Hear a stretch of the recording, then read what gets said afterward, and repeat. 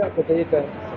उदय अकादमी council जो है नागपुर की रजिस्टर्ड संस्था है, उसी की राजस्थान चैप्टर जो है वो यहाँ पर अजमेर में आज जो है जो बच्चे टॉप आए हैं, बीए है, बीएससी है, एमए है, 12th है, हायर सेकेंडरी, उनको सम्मानित करने के साथ साथ विशेषज्ञों को हमने प्रदेश भर के विशेषज्ञों को, गुजरात से विशेषज्ञों को हमने आमंत्रित किया है।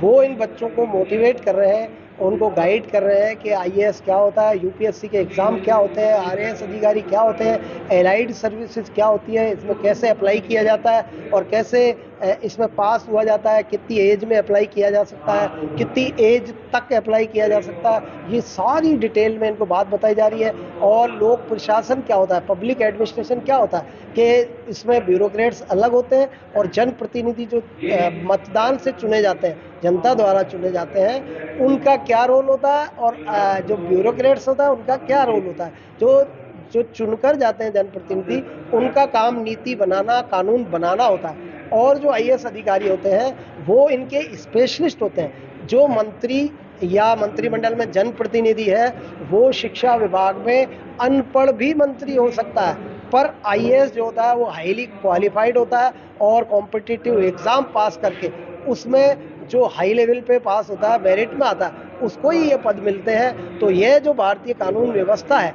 इसमें दो पैरेलल गाड़ी चलती है और मंत्री जो या जनप्रतिनिधि होते हैं वह मार्गदर्शन जो है, कानून विशेषज्ञ जो होते हैं, आईएएस है, चीफ सेक्रेटरी है, बहुत सारे सीनियर आईएएस होते हैं, उनके द्वारा ही पॉलिसी नीति का मार्गदर्शन दिया जाता है।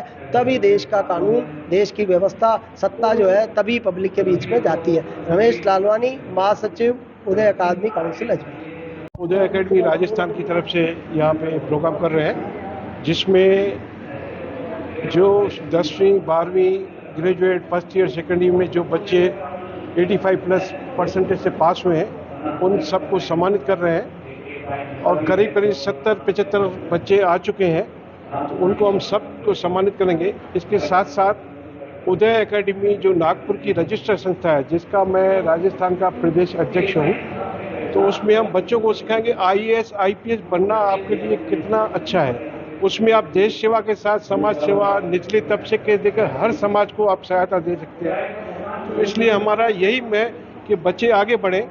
आज बच्चे सीए, इंजीनियरिंग वगैरह के पीछे बहुत हो गए हैं। तो जो हमारे समाज सेवा का मुख्य काम है, जिसमें योजना बनाते तो हैं नेता, उनको इम्प्लीमेंट करना, उसको कार्य क्षेत्र में लागू करना हमारे आईएएस आईपीएस अफसर करते हैं और स्टेट लेवल पे आरएस के अधिकारी होते हैं। तो हम उन बच्चों को यही ट्रेनिंग दे रहे हैं, ये आप किस तरह बन सकते हैं, क्या आपका चॉइस है, क्या आपको सब्जेक्ट लेना है, किस तरह लेना है। तो आप यही इस तरह का प्रोग्राम कर रहे हैं। और कल हमने कोटा में किया था यही प्रोग्राम, आज अजमेर में है और 8 तारीख को शाम को हम चित्तौड़गढ़ में कर रहे हैं, जिसमें भीलवाड़ा निम्बाड़ा के बच्चे भी आएंगे। तो समाज के एक अच्छी दिशा के जैसे बच्चों को उस हिसाब से प्रयास कर रहे हैं। इसमें सबका सहयोग है, मीडिया का भी सहयोग है, आप समाजजनों का भी सहयोग है। आज हमारे प्रोग्राम में वक्ता मुख्य रूप से आईपीएस है retired Birbal Ajwani, Hundal Vidhani retired RAS है। उसके बाद अपने लोकपाल सुरेश सिंधी हैं, किशनगढ़ से असिस्टेंट प्रोफेसर पूनम जामनानी है, गुजरात से हमारे जूनागढ़ से गुजरात उदय एकेडमी के अध्यक्ष गोविंद बेलवानी है, और अजमेर के साहित्यकार सुरेश बबलानी है जो राजस्थान सिंधिया अकादमी के सदस्य भी रह चुके हैं। इसके अलावा जोधपुर से डॉक्टर प्रदीप गिहानी भी आ रहे हैं, और इसके अलावा सुश्री ज्योति ककवानी जो हमारी अतिरिक्त जिला कलेक्टर है वो भी पधार रही हैं। तो समाज के जो बच्चे हैं उन सबको हम बिल्कुल मार्गदर्शन देंगे इन रिटायर्ड और कार्यरत आईएएस अधिकारी को द्वारा। यही हमारी कामना है, बच्चे आगे बढ़े, देश सेवा करें। जय झूलेलाल। मैं रमेश जितवानी, राजस्थान प्रदेश उदय एकेडमी काउंसिल का अध्यक्ष, मेरे साथ कोषाध्यक्ष कमलेश राजानी और अन्य टीम भी आई हुई है, हमारे और भी सहयोगी जो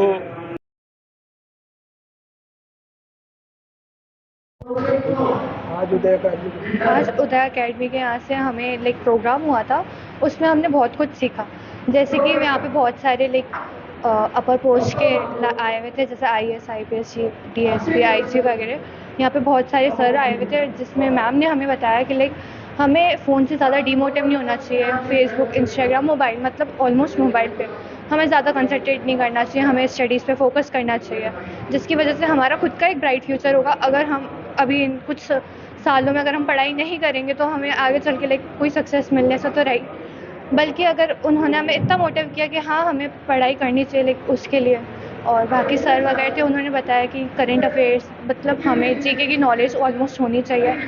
अगर हमें आगे चल के कुछ बनना है, तो अपने पेरेंट्स को प्राउड करवाना है, तो हमें उतनी मेहनत, उतना हार्ड वर्क करना पड़ेगा, जिसके लिए हमें हमेशा कोशिश करनी चाहिए। आपके लिए कार्यक्रम और चाहती हो ऐसे होते रहे? जी, बिल्कुल होते रहें, ताकि हम मतलब ऑलमोस्ट मोटिवेट होते रहें, वरना कभी-कभी ऐसा होता है कि डीमोटिव हो जाता है इंसान, कुछ लोगों की बातों से हो जाता है, कभी-कभी कुछ टीचर्स ऐसे होते हैं वगैरह वगैरह, बहुत लोग होते हैं डिमोटिव करने के लिए। अगर हमें ऐसे कोई मोटिवेट करते रहेंगे तो हम ऑब्वियसली कहीं न कहीं एक अच्छे पोस्ट पे होंगे एक आपका दिन। नाम बताओ। खुशबू दत्तवानी। आज आपने ये सीखा है, आपके फ्रेंड सर्कल में भी भेजते हो, वहाँ भी एक चर्चा करोगे, बातचीत करो।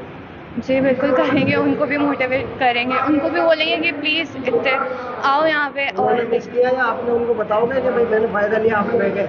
जी, बिल्कुल बताएँगे, क्योंकि एक जगह उन्होंने कुछ चीज़ें मिस की हैं। हो सका तो मतलब पूरा ऑलमोस्ट, जैसे सर, मैम सर जो भी थे यहाँ पे, उन्होंने बताया, वैसे तो एक्सप्लेनेशन नहीं दे पाएँगे, बट हाँ, कोशिश ज़रूर करेंगे उन्हें भी समझाने की। नाम खुशबू दत्तवानी। आज उदय अकेडमी के तरफ से आज प्रोग्राम हुआ था। वहाँ हमें IAS बनने की बहुत सारी मोटिवेशन दी थी। वहाँ मुझे सम्मानित भी किया गया। मैं चाहती हूँ ऐसे बहुत सारे प्रोग्राम और भी होते रहें। धन्यवाद। नहीं, क्या सीखा आपने आज? यानी हमें कंसिस्टेंटली पढ़ाई करनी है, पढ़ाई के साथ साथ यानी और भी लाइफ एक्सपीरियंस सीखना है। हमें न्यूज़पेपर्स रीड करने चाहिए, हमें अपने जो अभी करंट अफेयर्स है उसकी भी जानकारी होनी चाहिए। साथ में बस और आपको लगातार क्या किया या सम्मानित क्या-क्या किया? सम्मानित में मुझे यहाँ मालाएँ पहनाई गई और ट्रॉफी शील्ड दी दी। गई। ट्रॉफी दी। और कहाँ था? हाँ, कहाँ था? MPS अजमेर। इसमें से? हाँ, 10th में मेरी 98% बनी। नहीं, पूछेंगे ना, बता